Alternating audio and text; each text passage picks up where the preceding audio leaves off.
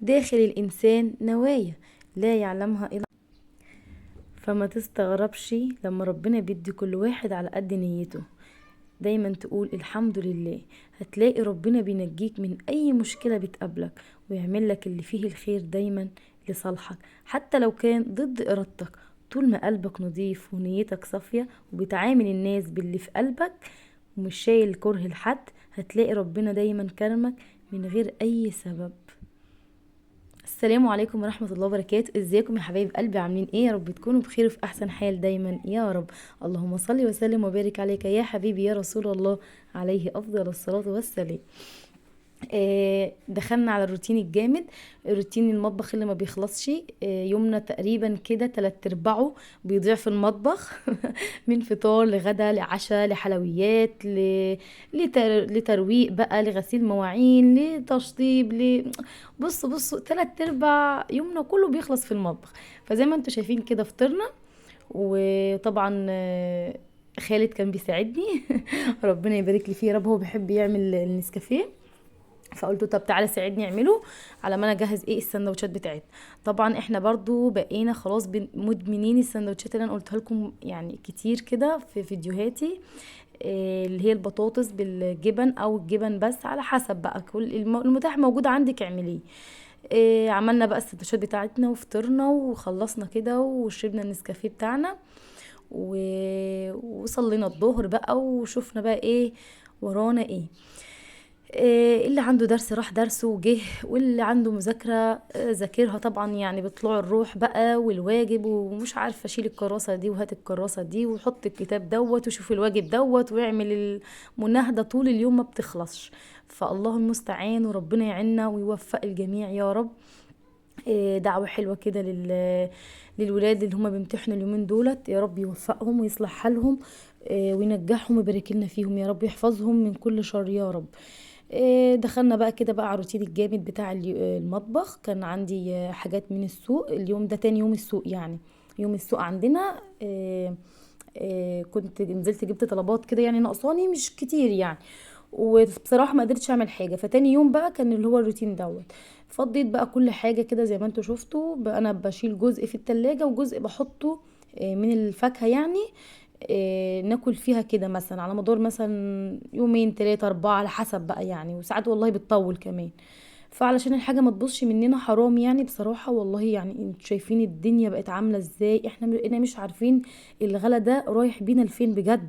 لا حاجه صعبه، حاجه صعبه بجد يعني. يا رب يا رب يعين كل آه، واحد على حاله، ويعين رب المنزل على بيته واسرته وعلى ولاده وعلى المصاريف. يعني مش ملاحقين مصاريف ايه بالظبط، ده ولا ده ولا ده ولا ده. فالله المستعان. وربنا يا رب يرحمنا برحمته ويكفينا شر اللي على غفلة، ويكفينا شر الوباء اهم حاجة، ويكفينا شر الغلاء يا رب. فزي ما انتوا شايفين بقى احنا باول باول بنحافظ على حاجتنا، بنشوف بقى التلاجة ايه ناقصها، بنجيب على قد طبعا. مش في داعي ان احنا نجيب يعني بكميات ملهاش لازمة والله بجد، يعني حاجة بتبوظ. فبنجيب على قد، انا ممكن اجيب بالكيلوات عادي مفيش اي مشكلة، على قد يعني اكل انا وولادي. انا عارفة طبعا ايه اللي بنحبه ممكن اجيب فيه كمية، وايه اللي مش بنحبه ممكن نجيب فيه كمية بسيطة وكده يعني. فكل واحدة طبعا بتبقى عارفة ماشية بيتها ازاي. ودخلنا بقى على الأكلة الشتوية الخطيرة اللي أنا بقيت يعني 50 60% بقيت بحبها. اه والله ما كنتش بحبها خالص، ولا كنت باكل القرنبيط ده نهائي في بيت أبويا يعني. فطبعا انا بقى ايه، كنت مغلبة امي في الاكل وما زلت والله العظيم، بس الحمد لله بقيت ام. وبقيت بشوف المعاناة الرهيبة اللي كانت امي بتعانيها مني بصراحة في موضوع الاكل. فالحمد لله الحمد لله انا بقيت بقول لها خلاص يا امي، انا اللي عملته فيكي بقى بيتعمل فيا اضعاف دلوقتي يعني. فانا عندي برضو الولاد مش بيحبوه برضو، بس بقيت مش بجبرهم. بس بقيت من وقت للتاني ممكن اعمل لو الاكله دي هما مش بيحبوها، لو عملناها مره في السنه مرتين ثلاثه مفيش مشكله في السنه يعني، فاهميني؟ فخلاص يعني القرنبيط ده هو كده معروف مرتين ثلاثة في السنة وخلاص، الحمد لله وشكرا على كده.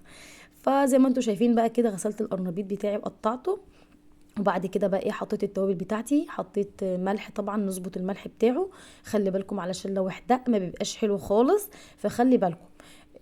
ظبطت الملح وحطيت معلقه كركم وكاري، الكركم حلو بيديله لون اصفر، ومعلقه طبعا كمون، القرنبيط والكرنب والحاجات دي بتحب الكمون عشان طبعا الغازات وكده. وحطيت شويه صغيرين من الفلفل الاسمر، وبدات بقى ايه حطيته على النار على ما يبدا يغلي معايا. انا كنت بقى ايه بظبط بقى في المطبخ في حاجه الحوض بقى المواعين وكده، وخمرت الخضار بقى ايه من الطينه والاي ميكروبات فيه وكده بخمره شويه يعني قبل ما اغسله. وبرضو بحب اعمل البطاطس دي، انا بقى كنت بحب اكل البطاطس ديت لما كانت امي بتعمل قرنبيط، كانت بتعمل لي بطاطس بس يعني. فانا بحبها طلع بصراحه، انا بحب البطاطس بخلطه القرنبيط دي. فبرضو ايه بصوا بقى المية دي، يا سلام يا سلام في حتة تانية. القلة بتاعتي اتكسرت، فالحمد لله بقى انا عندي المجات دي، هي فخار برضو، فبحب ان انا ايه املاها ميه كده واركنها بنشرب منها يعني على مدار اليوم، بتخلص بملاها تاني. بصراحة ميه جميلة جدا، طعمها مسكر كده، صح يا سيف؟ اه. طعم الميه في الكوبايه دي عامل ايه؟ مسكر. السيف بيقول ايه ده يا ماما الميه فيها سكر. ما والله، بسكر. والله بجد طعم الميه كده بالكوبايه تحسي كده في سكاره في بقي كده بعد ما بخلص الميه. فالحمد لله يا رب يا رب يديم نعمه علينا ويحفظها من الزوال. واي نعمه احنا متعودين عليها لازم نحمد ربنا عليها من وقت للتاني طبعا. احنا بقينا يعني يومنا او حياتنا اللي متعودين عليها فيها نعم كتير جدا جدا، مش حاسين بيها، فما بحسش بيها غير اللي فاقدها. او لما احنا الحاجه دي يعني بتروح مننا او بيحصل فيها حاجه بنبدا نحس بقيمتها. فطبعا احنا لازم من وقت للتاني نذكر نفسنا كده بالنعم اللي احنا متعودين عليها، بيتنا، فرشتنا، كل حاجة في بيتنا. آه، طبعا نعمة ان احنا ننام ونصحى دي نعمة كبيرة جدا، نعمة الصحة، نعمة الولاد، نعمة الأكل والشرب أيا كان هو الأكل إيه. فطبيعي لازم نحمد ربنا على كل حاجة، كل حاجة في حياتنا لازم نحمد ربنا عليها. فالحمد لله على كل حال يا رب، ويا رب دي ده زمن وبنعيشه بالطول بالعرض هنعيشه خلاص، دي أزمان متتالية فلازم نعيشها.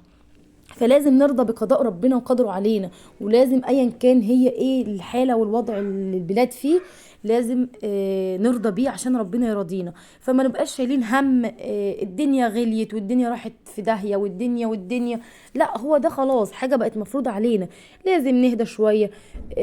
طبعا الاسعار بقت باهظه، بقت بتخض، بس نرجع نهدى خالص ونحمد ربنا ونشوف امكانياتنا ايه ونعيش على قد امكانياتنا، ونجيب اللي نقدر يعني إيه على قدر استطاعتنا، ما نحملش نفسنا فوق طاقتها. فاهمين قصدي يا حبايبي؟ فالحمد لله هو زمن وبنعيشه زي ما قلت لكم. ففي كل جميع الأحوال بنحمد ربنا وبنرضى علشان ربنا يراضينا يا حبايب قلبي. خلاص كده وصلنا بقى هنا بقى، طبعا القرنبيط خلاص استوى، ما بياخدش سوا على فكرة خلي بالكم علشان مش ينهري مننا. والبطاطس برضو بعد كده انا هنا بقى قطعت الخضار بعد لما غسلته مرتين وثلاثة وحلو كده. أنا بصراحة أول مرة أعمل القرنبيط يعني خلطة القرنبيط دي في الخلاط بصراحة. أنا دايما بعملها في الطبق عادي وبدق الخضار زي ما شفت أمي، وبعد كده بقلب كله في بعضه. فأنا أختي بتعمل الطريقة دي فقلت أجربها، هي حلوة وكل حاجة بس أنا حابة طعم الخضار كده في القرنبيط. طبعا هيدينا قيمة غذائية اكتر من احنا بنضربه كده في الخلاط. فانا ضربت الخلاط والدقيق والبيض واللبن، كان عندي زي كوباية لبن كده وزودت مية.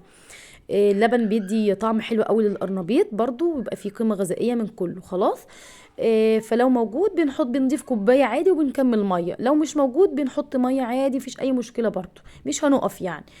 بعد كده بقى جبت بقى ايه الطاسة الكبيرة دي عشان ايه انجز كده في الوقت بصراحة، لان الوقت كان داخل خلاص على يعني وقت معين كده، فكان لازم يكون الاكل خلص يعني. فالمهم ايه بقى ففضيت الزيت اللي كان عندي في الطاسه وحطيت كمان زيت، وبدات ان انا ايه بقى اقلي القرنبيط بتاعي وبالف هنا وشفا. دي اكله شتويه حلوه، بصراحة يعني انا ما كنتش بحبها، بس بقيت بحبها زي ما قلت لكم بنسبة 60% كده، نقول نمشيها 60% خلاص.